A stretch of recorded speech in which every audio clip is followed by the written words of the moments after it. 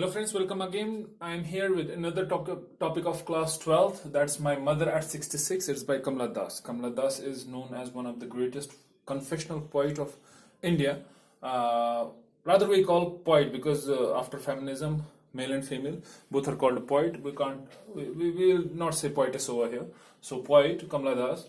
So she is a confessional poet where she in her poems just confesses everything about herself and the society, whether evil or good. So in this very poem, My Mother at 66, she writes this very poem in a single line, and as in a first person confessional poem. That means it's being confessed by poetess herself or poet herself, Kamla Das herself. She narrates the story about herself, about her own experiences, and she captures the reader's attention and provides a glimpse of a subtle intricacies of mother-daughter relationship. So she over here presents a kind of a relationship a mother and daughter has, and that too intricacy, and that too full of intimacy, and that kind of a relationship which always a mother and daughter carries, and which proves to be a kind of a relationship which is very acceptable, or we can say it's not seen everywhere. And it captures the speaker's train of thought. That means this poem presents the train of thought. That means the thinking of the speaker, the thinking of Kamla Das, what she thinks right now, what is going on in her mind. It presents that kind of a thought.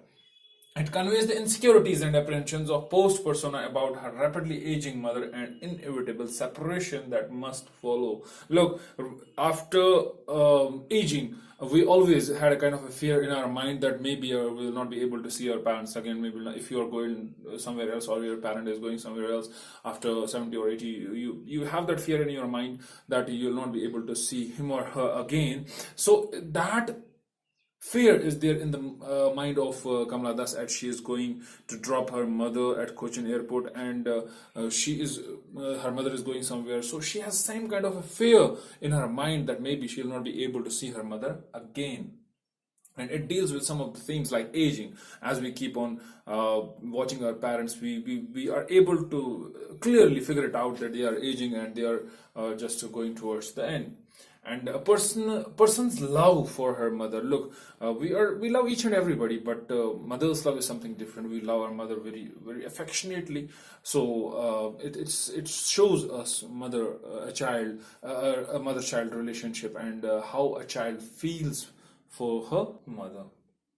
And it gives a theme of separation as well. What happens to us, how we feel loss of separation, and how our emotions are at that very time when we separate from anybody. And maybe it's not only your parents, it's your friend, it's your any guide, it's anybody. When you feel separation from them, what kind of emotions you have at that very time. Uncertainty and death. Look, we are uncertain about events of life, so we are not certain what will happen in the next moment, or we are not certain about death, because death keeps no calendar, as it is said. So we need to just balance ourselves, because maybe in future, maybe our parents or maybe our elders will not be with us.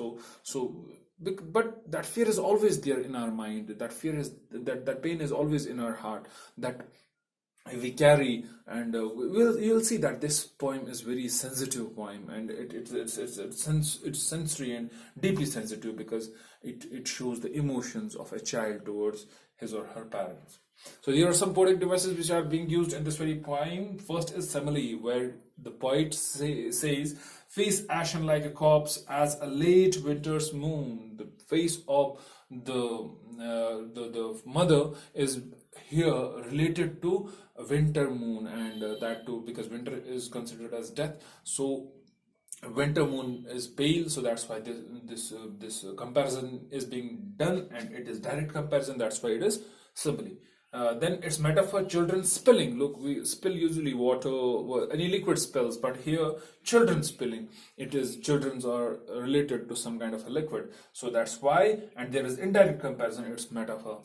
Personification, trees sprinting. Sprinting means running. When running is a kind of a thing which is being used with humans and or other things. So trees here being personified. Trees are giving the humanic trait, that's running. Repetition, smile and smile and smile. Smile, smile, smile. 3 words are being used In continuous, so there is a repetition. Repetition means continuation of one word 2 or 3 times.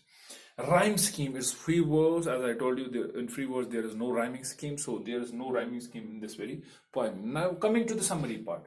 Poet is traveling to the Cochin airport to drop her mother over there in the car, and what she is experienced, she is having a look through her rear mirror towards her mother, and she is able to see who is dozing off on the back seat, and she is able to see that paleness overcoming and that aging which is coming over her mother. That as a child loses has a fear of losing mother every time, because whenever mother goes away a child cries, a little child. So that fear, the poetess says, that fear comes back to me, that because I feel as if I'll not be able to see my mother again. So sprinting trees and merry children provide a contrast and relief. Look, again nature comes here as a kind of relief giver. Nature gives her relief over here, and she is able to now feel that relief from nature. After the security check, the old familiar ache of losing her mother returns. Look, as she was able to get relief from nature, but soon as they reach the airport, as her mother is boarding, and she gets same kind of a pain, the pain same returns of losing her mother.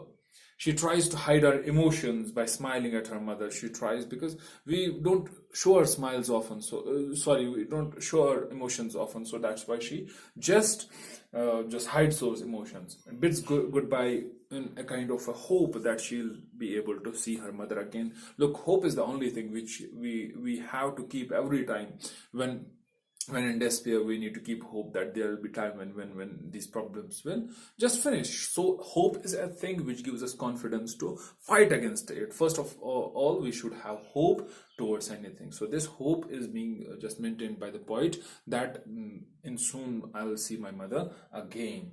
Sometimes we do feel sympathy for someone, but we fail to express it in proper manner. Look, whenever you have people around you and you think they are not they have not thanked you, they are not full of gratitude, full of or we can say sorrow, or full of love, they don't love you. No, it's not like that. Some of the people, they are not able to express their emotions. So everybody has gratitude towards you if you have done anything, but they don't have that way of expression. So it's not that nobody thanks you. So keep this thing in mind, that each and every human being has emotions, but it is simple. Some of the people, they are able to express it, some of them are not.